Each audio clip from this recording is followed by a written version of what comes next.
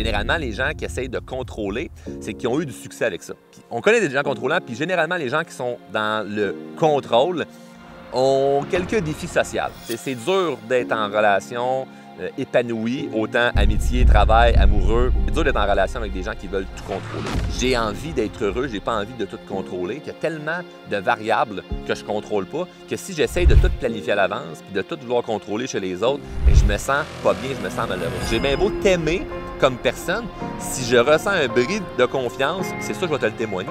Si quelqu'un me trahit, quelqu'un me manque de respect, quelqu'un fait quelque chose qui n'est pas en lien avec mes valeurs, c'est leur problème.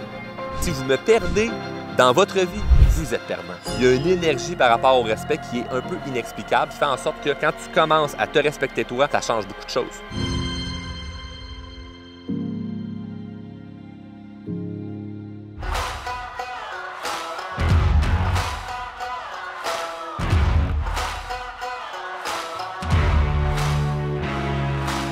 Une chose que j'ai compris au courant des dernières années qui m'a vraiment aidé à être plus heureux, c'est de comprendre que mon désir de vouloir tout contrôler me rendait malheureux. Puis malheureux parce que j'étais habitué de prendre action, puis de faire les choses par moi-même, puis être proactif. Puis vous le savez, je le dis beaucoup, fais ce que tu dois faire, prends action, attends pas que les choses se passent tout seul. Cependant, il y a une différence entre toi, ce que tu fais, puis ce que tu attends des autres ou des variables que tu n'as aucun contrôle. Et quand on est quelqu'un qui est beaucoup dans l'action, ce que j'ai remarqué par mon expérience personnelle, mais aussi avec des gens autour de moi, des clients que j'ai accompagnés, c'est que les gens qui sont très proactifs, si tu es quelqu'un de très proactif, ça va beaucoup te parler cet épisode-là, c'est qu'on veut que tout se fasse comme nous, on veut que ça se fasse. C'est comme, moi, j'ai une idée en tête, je sais comment je vais le faire, ou j'aimerais que ça se fasse comme ça, et les autres autour de moi, ils doivent prendre le même chemin ou la même façon de faire que moi parce que c'est moi qui ai la bonne réponse. Et généralement, les gens qui essayent de contrôler, c'est qu'ils ont eu du succès avec ça. On connaît tous des gens qui sont contrôlants. Peut-être que tu es une personne contrôlante. Généralement, les gens qui sont contrôlants, ils vont le nier. Ils vont dire « Non, c'est pas que je suis contrôlant, c'est juste que c'est de même, il faut que ça se fasse. » Puis on connaît des gens contrôlants. Puis généralement, les gens qui sont dans le contrôle ont quelques défis sociaux. C'est dur d'être en relation épanouie, autant amitié, travail, amoureux, peu importe c'est quoi le contexte de la relation, c'est dur d'être en relation avec des gens qui veulent tout contrôler. C'est fatigant, des gens contrôlants. Peut-être que tu n'es pas du tout quelqu'un de contrôlant, mais peut-être que dans certaines sphères de ta vie ou dans certains contextes, tu essayes de contrôler des choses, puis ça te rend malheureux. Puis là, ben, tu vas te dire, non, mais si je n'essaie pas de contrôler, ça ne se passera pas comme j'aimerais. Puis il y a vraiment une nuance entre les deux, entre vouloir prendre action, faire bouger les choses et juste être totalement dans le contrôle puis de rester malheureux là-dedans. Puis c'est ce que j'ai envie d'aborder aujourd'hui dans l'épisode.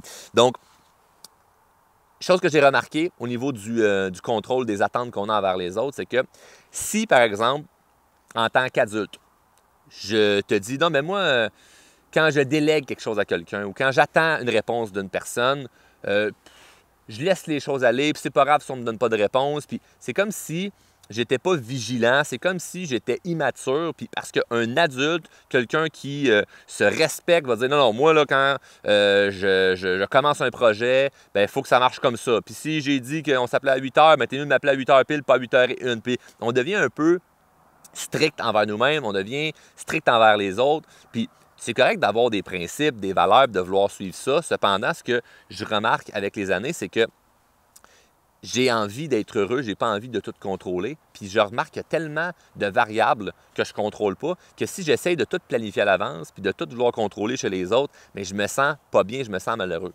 Donc, une fois que j'accepte que la question est simple à répondre, c'est tu veux-tu tout contrôler ou tu veux-tu être heureux? Puis la réponse, c'est bien, je veux être heureux.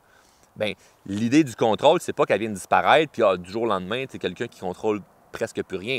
C'est que tu, tranquillement, pas vite, vas voir, puis tu vas observer des moments où tu aimerais contrôler, mais tu vas être plus dans le lâcher-prise. Parce que ça s'apprend. Si tu vis une situation qui est difficile présentement, peu importe dans quel contexte, puis on te dit, oui, mais là, essaye le lâcher-prise. Tu vas dire, c'est le lâcher-prise. Lâche-moi tranquille avec le lâcher-prise. Ça ne veut rien dire, ça. En ce moment, il faut que ça se passe. Puis moi, je crois fermement que parfois, les déceptions qu'on peut avoir chez les autres sont là pour une bonne raison. La déception que tu vis de quelqu'un qui te promet quelque chose, finalement, il n'aura pas sa parole. La déception que tu vis de quelqu'un qui était censé arriver à l'heure, qui n'arrive pas à l'heure. Ou la déception que tu vis de que quelqu'un était censé faire X et finalement ne fait pas X. Bien, parfois, la frustration que tu peux vivre, c'est juste pour... Puis ça, c'est un côté un peu plus spirituel, mais c'est un miroir pour te montrer c'est quoi que tu as à régler toi dans ta vie. Parce que les autres ne sont pas des problèmes ou des solutions. Les autres sont souvent une espèce de reflet de présentement, tu te situes où là, dans ta vie. Là. Puis c'est spécial parce qu'il y a des gens qui vont constamment être dans la même frustration avec plein de personnes, puis pour eux, les autres ont des problèmes. Puis eux, ils n'ont aucun problème à régler. C'est les autres qui ne sont pas efficaces. C'est les autres qui ne sont pas vigilants. C'est les autres qui sont tout croches. Puis eux pensent fermement que parce qu'ils veulent tout contrôler autour d'eux, ça fait que eux, c'est des gens nature, c'est des gens sérieux, ils savent ce qu'ils s'en vont, puis il faut les appeler monsieur et madame, puis il faut vous voyez, puis attention, les autres là, sont importants. Là.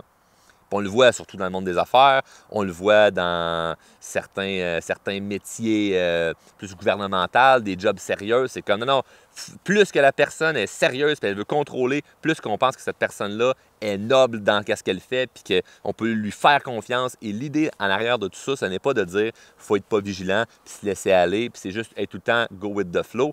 L'idée, c'est de dire c'est où les endroits que tu peux juste avoir un peu plus de lâcher prise parce que justement, tu ne contrôles pas tout ce qui se passe. Je vais te donner un exemple, OK?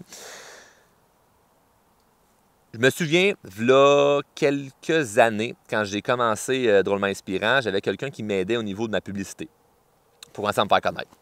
Et cette personne-là, j'avais des grandes attentes envers la personne. Parce que moi, je partais de ma business, je voulais que tout se fasse bien, je voulais faire de la publicité Facebook, sur Instagram, sur YouTube, sur toutes les plateformes pour me faire connaître. Et je pose bien des questions à la personne sur ses compétences, qu'est-ce qu'elle peut faire pour m'aider, pour me rendre plus loin dans mon entreprise, etc. Et j'ai peur un peu de déléguer certaines tâches de mon entreprise. Tu sais, c'est mon bébé, c'est à moi, ça m'appartient. J'ai peur de dire comme, OK, bien vas-y, fais ça, puis ça va pouvoir m'aider. Fait que je pose bien les questions, je m'engage avec la personne. Et la personne me dit, on va faire une espèce de campagne publicitaire avec ManyChat. Puis ce que c'est, en gros, pour ceux qui ne connaissent pas ManyChat, c'est des envois par message sur Facebook, des messages privés. Donc, à partir de la page de Drôlement Inspirant, on va envoyer des messages en privé aux gens qui remplissent tel questionnaire ou cliquent sa publicité. Puis ça part une campagne publicitaire où ce que les gens parlent avec Drôlement Inspirant, mais c'est un robot. Chose que je ne fais plus aujourd'hui. Vous le savez, si vous m'écrivez, c'est pas un robot qui vous répond. C'est moi ou quelqu'un de mon équipe. Mais bref, c'était un robot qui envoyait plein de messages. Puis là, je pose des questions, je dis, t'es sûr que ça va bien se faire? Puis moi, tout ce qui est technologique, là, ceux qui écoutent en vidéo, vous voyez où je suis. Là. Je suis dans le bois, j'ai mon chapeau de cowboy, il y a le 4 roues en arrière, il y a le chien qui dort là. J'ai plus de facilité à conduire un tracteur qu'à naviguer un ordinateur. Fait que moi, tout ce qui est technologique, je pars déjà avec une petite crainte, avec... je suis plus susceptible, pas susceptible, mais sceptique. Je suis plus sceptique. Ça va-tu vraiment marcher? Va-tu avoir un bug? Tout est beau, tout est facile, facile, facile. Mais j'ai comme un mauvais feeling, tu sais. Un mauvais feeling, me dit, je suis pas sûr que ça va marcher ou ça marchera pas. Puis on part à la campagne, puis je laisse ça aller. Puis une journée après, je me rends compte qu'il y a eu des milliers de messages qui ont été envoyés de publicité aux gens qui me suivent, mais pas la bonne publicité. C'était pas ma publicité. C'était la publicité d'une autre cliente de ce gars-là qui me donnait un coup de main. Fait qu'imaginez, là, tu me suis, t'écoutes Drôlement Inspirant, tu me regardes sur Facebook, puis à un moment donné, tu reçois un message de Drôlement Inspirant, c'est ma face, c'est mon compte, puis c'est une publicité de quelqu'un qui essaie de te vendre la perte de poids. Une femme qui te parle de perte de poids. Comme tu fais, c'est quoi cette affaire-là, Charles? Je sais pas c'est qui elle, qu'est-ce qui se passe? À des milliers de personnes. On s'entend-tu que la frustration est assez présente à ce moment-là? J'ai-tu des raisons d'être fâché? Absolument. Sauf que maintenant, comment aller régler ce conflit-là? Je vous reviens là-dessus. Ce qui est le plus important à la base, c'est comment moi je gère ça à l'intérieur de moi. Parce que pour moi, c'est de l'incompétence. Ça se fait pas. Je suis frustré. Les gens, il y en a là-dedans qui vont se désabonner, ils me suivront plus, ils me prennent pas au sérieux. Qu'est-ce que je dis au monde? Excuse-moi, c'est une erreur, on s'est trompé. Là, elle bénéficie de tout ça. Je la connais pas. Qu'est-ce qu'on fait avec tout ça? Donc, l'attente que j'avais, je suis déçu, là. Je suis dans la déception. Mais comment je me régule là-dedans? Comment je réussis à faire du sens et à être pas trop fâché à travers ça? Deux choses. La première, c'est d'aller parler d'une bonne manière pour régler le problème et non juste l'enflammer. Et la deuxième, c'est moi, avant de parler, d'accepter que c'est mon erreur d'avoir pris la décision de faire affaire avec cette personne-là. Donc, de cette façon-là, de cet angle-là, je ne suis pas en réticence de « c'est juste telle personne, c'est juste son erreur ». C'est comme « non, non, je suis dans l'équation ». Et quand je tourne tout vers moi, je tourne mon regard vers moi en observant sur « OK, mais pourquoi tu as fait confiance à telle personne? Est-ce que tu assumes tout ce que tu as fait là-dedans? » Si la réponse est oui, puis que tu assumes tout ce qui se passe, tu assumes toutes les décisions, bien, tu ne peux pas t'en vouloir parce que tout était là. Tu as tout fait ce qu'il fallait. Mais si la réponse est que tu n'assumes pas, bien, c'est un bel apprentissage. Parce que ça veut dire que tu as pris une décision de faire confiance à quelqu'un quand tu n'atrocitais pas vraiment à la personne. Moi, c'était pas le cas, là. La personne, super compétente, un bon track record, c'est comme j'ai regardé ce qu'elle avait fait dans le passé, c'était vraiment une erreur. Pas la fin du monde, c'est pas grave. Par rapport à la personne, c'est pas grave, c'est une erreur. On ne va pas condamner la personne. Mais par rapport à moi, comment je le vis très mal. Parce que c'est une grande erreur. Il y en a peut-être qui disent, ah, c'est pas grand-chose. Non, non. Par rapport à ce que je faisais en ce moment, puis ce que je veux bâtir, c'est une grande erreur, qu'est-ce qui est arrivé. Est-ce que ça va avoir scrappé mon entreprise? Pas du tout. Mais est-ce que ça me ralentit à ce moment-là? Oui. Ça a coûté de l'argent, ça a coûté du temps, j'aurais pu faire autre chose à ce moment-là. Il y a plein de monde qui m'envoie des messages qui ne comprennent pas ce qui se passe. Donc, tu sais, c'est pas le fun à gérer ça. Donc, mon attente, c'est échec, je suis déçu de ça. Le problème qui pourrait se reproduire plus tard, c'est quand on ne règle pas le conflit, puis je vais vous expliquer comment régler ce genre de conflit-là, mais quand on ne règle pas le conflit, c'est qu'on va vouloir éviter de revivre ce genre de situation-là. Moi, je rencontre des gens, par exemple dans le monde des affaires, où ils vont se faire proposer un projet, puis si c'est... Par exemple, là, moi, c'était qu'une agence marketing où j'ai été déçu, mais là, je pourrais dire, toutes les agences marketing, c'est de la merde. C'est de la merde, moi, j'ai déjà fait affaire avec une agence, il m'a scrappé ça, il a fait ci, il a fait ça. Puis là, d'être en réticence envers plein d'autres personnes. Les bras croisés, puis toujours être en mode sceptique, puis moi, je fais pas confiance, puis non, puis si. Ça serait l'erreur à faire dans le futur quand on est quelqu'un qui n'apprend pas de nos erreurs. Puis qui se dit, ben non, mais c'est arrivé une fois, puis ça va sûrement se reproduire encore. Souvent, on est vite à une conclusion de, bon, ben c'est ça, eux autres sont de même, ce groupe de gens-là. Eux, c'est comme ci, eux, c'est comme ça. Parce qu'on a été déçus, puis inconsciemment, ben on veut juste pas revivre ce genre de déception-là. Ce qui est tout à fait légitime. Donc, comment tu fais pour régler après ça cette espèce de conflit-là? Ben, c'est de l'aborder. Puis c'est pas de l'aborder en se fâchant, en étant complètement frustré, en disant « tu vas me rembourser, tu vas faire ci, tu vas faire ça ». Non, non. C'est en l'abordant avec des points qui sont très clairs, très précis, puis avec une cadence, un ton de voix, puis une manière de t'exprimer qui est juste dans le « voici les faits », puis voici comment je me sens, puis pas avoir peur de dire ce qui est important de dire, mais de comprendre que c'est pas ce que tu dis, mais c'est comment tu le dis qui est important. Le « comment tu le dis » fait toute la différence. Si je dis à ma conjointe qui vient de faire à souper, elle me dit « Charles, t'aimes-tu ça, qu'est-ce que j'ai fait? » Ah ouais, c'est bon. C'est pas la même chose que si je dis « ouais, c'est bon ». Qu'on se comprend que le ton de voix, la façon que tu le dis, le comment tu le dis, ça change toute la game. Là, c'est un exemple très simpliste que tout le monde peut comprendre. Mais la manière que je vais aller aborder le problème avec la personne, bien, moi, j'aime beaucoup être dans la mentalité une main de fer dans un gant de velours. Ce que ça veut dire, la main de fer, c'est je suis pas satisfait, je te le fais savoir, je te fais comprendre que ça ne fonctionne pas pour moi, ça, il y a un bris de valeur par rapport à ça. J'amène tous les points dont je ne suis pas content, puis ce que je m'attends de toi. Mais le velours, c'est la manière que je l'amène où ce que c'est pas toi personnellement. Je te fais pas une attaque.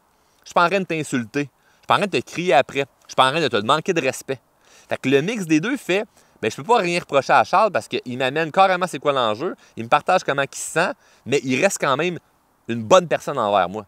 Donc moi, je peux te dire qu'aujourd'hui, une grande fierté sociale que j'ai en ce moment, c'est que je n'ai pas de conflit avec qui que ce soit dans la vraie vie.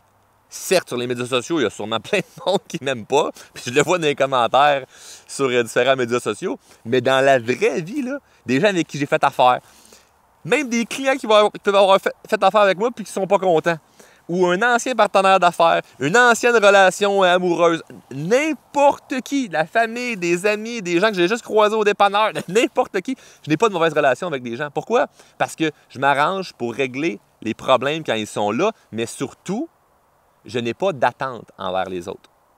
Puis c'est ça le résumé, je mets des guillemets, c'est ça le résumé, entre autres, de l'épisode. Je pourrais terminer direct là, je pourrais tout rapper ça, puis dire, terminé. Je n'ai pas d'attente envers les autres. Quand tu te libères d'avoir des attentes envers les autres, ça change beaucoup de choses. Et quand je dis ne pas avoir d'attente, c'est pas se dire « Ah, ben les autres peuvent faire n'importe quoi, puis tu n'es pas vigilant, puis tu laisses tout ça aller, puis tu t'en fous. » C'est pas du tout ça. Ne pas avoir d'attente envers les autres, c'est de se dire « La journée que j'accepte et je prends la décision que, OK, je fais affaire avec toi pour tel projet entrepreneurial, ou mon enfant, j'y ai demandé de vider le lave-vaisselle, ou ma conjointe, bien, je m'attends à ce qu'elle fasse A, B, C, D de ce qu'on avait discuté qu'elle allait faire. Puis finalement, elle ne le fait pas. Mon enfant ne vide pas le lave-vaisselle, puis mon partenaire, il me déçoit. J'accepte que ça, il n'y a pas une part de contrôle que j'ai là-dedans. Puis ce que je remarque beaucoup en société, c'est des gens qui veulent contrôler les autres. Fait que là, il va y avoir une espèce d'effet conséquence. Si tu le fais pas, il arrive ci. Puis si tu ne fais pas ça, il arrive ça. Mais la manière de réussir à se faire respecter à travers ça, par rapport à nos attentes, c'est de savoir, toi, c'est quoi ton minimum acceptable. C'est quoi, moi, là, que je ne peux pas tolérer dans ma vie. Là. Puis de marcher ce chemin-là. Fait que moi, par exemple, pour moi, si je prends un exemple de la vie en général, mettons en affaires, bien, l'honnêteté, c'est super important. Fait que si tu me dis quelque chose, tu fais le contraire, bien, il y a un bris de confiance. Fait que j'ai bien beau t'aimer comme personne, si je ressens un bris de confiance, bien, pour moi, c'est un bris de valeur, bien, c'est ça, je vais te le témoigner. Fait que la personne ne peut pas m'en vouloir parce que je te témoigne honnêtement, moi, comment je me sens, mais je ne vais pas t'insulter, je ne vais pas te traiter de nom, je ne vais pas être dans une révolte. C'est juste que bien, peut-être que je ne serai pas à faire avec toi. Peut-être que c'est la dernière fois qu'on fait un projet ensemble. Peut-être que ben, je ne t'appellerai plus pour aller t'inviter à souper. Parce que moi, ben, il y a un bris de valeur à ce moment-là. Puis il faut que je me respecte. Puis j'ai remarqué que si moi, je m'autorise à me respecter dans tout ce qui se passe autour de moi, comme par magie, c'est dur à expliquer, mais les autres te respectent beaucoup plus. Pourquoi il y a des gens qu'on vous voit et des gens qu'on tutoie? Pourquoi il y a des gens qui, on se dit non, lui, il faut que j'arrive à l'heure, puis d'autres, on peut arriver à l'heure qu'on veut? Il y a une énergie par rapport au respect qui est un peu inexplicable et qui fait en sorte que quand tu commences à te respecter toi, ça change beaucoup de choses. Donc, dans les attentes envers les autres, il y a de ça aussi. Puis un autre point qui est très important à savoir, c'est que quand tu es déçu ou quand il arrive quelque chose, puis tu te dis, ah, c'est pas comme ça, j'aurais aimé que ça se passe, mais c'est quoi l'apprentissage que je peux tirer de là? Quel est l'apprentissage que je peux prendre de ça? Il y a toujours un apprentissage. Et quand ça se passe pas bien, puis il arrive une erreur, assis-toi dedans. Souvent, on est dans la mentalité de non, il faut que je me relève vite, puis je passe à autre chose, puis OK, next. Non, assis-toi dedans. Là. Qu'est-ce que tu apprends de ce qui vient de se passer là? Tu as été déçu de quelqu'un, il y a quelque chose, il y a eu de quoi qui s'est passé qui n'était pas le fun. Qu'est-ce que tu apprends de ça? Et pas une réponse trop rapide dans de la colère ou parce que tu es fâché. Là. Je vois, mettons, des femmes vont dire « Ah, mais là, mon chum, mon ex m'avait trompé. Les gars, ils sont tous pareils. » Calme-toi, le Rosalie, là. C'est pas mal ça marche, là. Okay? C'est pas ça, là. De dire, je prends la conclusion est la suivante. Ils sont tous pareils. C'est comme, non. Toutes les... ou elle va embarquer les signes astrologiques là-dedans. Là. Tous les versos sont comme ça. C'est comme, ils ont peut-être des traits qui se ressemblent, là, mais c'est pas tout comme ça. C'est pas blanc-noir. C'est rempli de zones grises. Donc, quel est l'apprentissage que tu peux apprendre de ça? C'est quoi que tu peux apprendre dans ce qui vient de se passer par rapport aux autres? Et moi, le grand apprentissage que j'ai à travers les années, c'est, au niveau du détachement, c'est une fois que j'accepte que je prends une décision envers quelqu'un, je me mets en couple, j'ai des enfants, cette personne-là, je choisis que ce soit mon ami, je choisis que lui travaille avec moi, je choisis que lui ne travaille plus avec moi. Toutes les décisions au niveau des relations, je prends la décision, je l'assume par rapport à ce qui se passe dans la relation, et après ça, je laisse ça aller. Je laisse ça aller, ça ne m'appartient plus. Si quelqu'un me trahit, quelqu'un me manque de respect, quelqu'un fait quelque chose qui n'est pas en lien avec mes valeurs, c'est leur problème. Ce n'est pas mon problème. Parce que je m'attribue tellement de respect que c'est vous les pires. L'autre personne qui a brisé ma confiance, l'autre personne qui me manquait de respect, l'autre personne qui n'a pas été correcte avec moi, elle a beaucoup plus à perdre de me perdre dans sa vie que le contraire basé sur ce que tu viens de faire là. Fait que tu es pas mal plus perdant. La personne qui a fait l'erreur dans les messages, là, pas mal plus perdante que moi. Moi, ça a été pas le fun à gérer pendant une semaine ou deux, mais cette personne-là fait plus affaire avec moi. On s'entend-tu qu'aujourd'hui, ce serait pas mal plus payant pour elle de continuer à faire affaire avec moi que d'avoir fait cette erreur-là? Fait que les autres sont pas mal plus perdants que toi. Fait que ça, c'est d'agir en gagnant et non d'agir en victime. Quand tu es une victime, tu penses que qu'est-ce qui t'arrive? Ah, ben c'est la faute des autres, puis les autres sont gagnants, toi, tu es perdant. Non, non, non, non, non. Si vous me perdez dans votre vie, vous êtes perdant. Parce que la valeur que j'amène dans la vie des autres vaut beaucoup plus que peu importe ce que tu peux me faire vivre pendant l'instant de moment. Parce que moi, ben, je ne serai plus en relation avec toi s'il y a bris de valeur là, bris de valeur là, bris de valeur là. Maintenant, il faut que tu les connaisses, tes valeurs. Fait que l'espèce d'attente envers les autres, là, souvent, c'est que, de un, on n'exprime pas nos attentes, fait que les autres, ils ne savent pas à quoi on s'attend. Mais de deux, on ne dégage pas vraiment ou on n'exprime pas c'est quoi nos valeurs parce que souvent, on ne le sait pas. C'est comme des valeurs de... Les gens sont supposés deviner. Tu sais, il y a des valeurs normales de... Si je te dis, est-ce que pour toi, c'est important le respect? Tout le monde dit oui. Si je te dis, est-ce que c'est important pour toi la ponctualité? Tout le monde va dire oui. Il y a des affaires dans le même, c'est simple, tout le monde en barre. Oui, oui, le respect, c'est important. OK, mais c'est important, mais as-tu déjà manqué de respect à quelqu'un? Peut-être. Comment tu t'es rattrapé? T'es excusé ou t'es resté dans le dîner en disant non, mais lui aussi m'avait manqué de respect? Donc, tout ça fait en sorte que c'est une espèce de beau mélange de... C'est pas juste une manière de penser pour dire je me détache, puis comment je réussis à me détacher des attentes envers les autres. C'est pas si simple que ça. Parce que sur le coup, c'est sûr que tu te sens pas bien. Le but n'est pas de se dire OK, Charles, tu vas me donner une stratégie sur comment bien me sentir malgré que les autres, ben, je ne sais pas s'ils vont effectuer la tâche ou s'ils vont faire ce qui est correct. Si quelqu'un doit faire quelque chose pour toi, puis c'est pas encore fait, puis tu es en attente, laisse ça aller. Tu as pris la décision. Tu vois, par exemple, je fais beaucoup d'investissements. Bien, j'ai des investissements où ce que j'attends de me faire payer des dividendes ou des retours sur investissement, puis à la date que c'est supposé arriver, l'argent n'arrive pas. Allô? Qu'est-ce qui se passe? Ouais, je vais être en retard. OK. Pas trop. Je suis pas content. Ça me satisfait pas. Mais quand même bien que je paniquerais, puis que je chialerais, puis si je parle à quelqu'un qui est très strict dans sa vie, puis très contrôlant, il va dire « Envoie une mise en demeure, puis fais ci, puis fais ça. » Comme, attends une minute, là. J'ai pris la décision de faire confiance à telle personne pour tel projet. Je peux-tu continuer à faire confiance, même si là, en ce moment, il y a quelque chose dont je ne suis pas satisfait? On va laisser la personne aller. On va laisser la personne travailler. Je lui montre que j'ai des attentes. Je lui montre que je ne suis pas satisfait de ça. Mais je ne vais pas enflammer. Je ne vais pas mettre du gaz sur le feu, là. Je ne vais pas rajouter de l'huile puis du gaz sur le feu en disant comme ben voyons donc, blessible. Embarquer dans une espèce de folie hystérique de te briser ma confiance. C'est comme je sais qu'il y a un bris de confiance là, petit, puis je ne suis pas satisfait. Fait que je te fais comprendre que je ne suis pas satisfait. Mais je vais te laisser quand même pouvoir avoir du temps pour honorer ta confiance. Donc, l'idée là-dedans, c'est que vu que j'ai accepté puis que j'ai décidé de faire confiance à une personne à la base, bien, je dois vivre avec la conséquence. Fait que peu importe que ça va être quoi la suite, je ne peux pas en vouloir à la personne puis je ne peux pas en vouloir à moi. Parce qu'au moment où j'ai pris la décision de faire confiance à la personne, je l'ai pris basé sur l'éveil de conscience que j'avais à ce moment-là, mon niveau de conscience que j'avais à ce moment-là, ma capacité à comprendre à ce moment-là. Et on ne peut pas juste faire « Ah, ben je reviens, je peux-tu revenir en arrière » ou « avoir su que ». Les fameux « avoir su que », ça ne fonctionne pas et c'est toujours plus facile une fois le truc accompli ou 2 ans plus tard, 5 ans plus tard, dire « Ah, mais avoir su, j'aurais fait ça. » Oh, mais là, c'est parce que tu as 5 ans en avance. Là. Quand tu as pris la décision au départ de faire confiance à quelqu'un, quand tu as pris la décision au départ de faire n'importe quoi, tu ne le savais pas. Tu t'as pris la décision avec ce que tu avais là comme croyance, la personne que tu étais à ce moment-là. Donc, la personne que finalement tu dis « Ah, ben, j'étais un peu déçu de ce qui se passe là. » Tu peux être déçu. Mais tu ne peux pas en vouloir à l'autre, puis tu ne peux pas en vouloir à toi. Puis si tu en veux aux autres, c'est que tu restes avec cette énergie-là, qui n'est pas le fun. Tu restes en confrontation, tu restes en conflit. Moi, je ne veux pas être en conflit, je veux que ça se règle.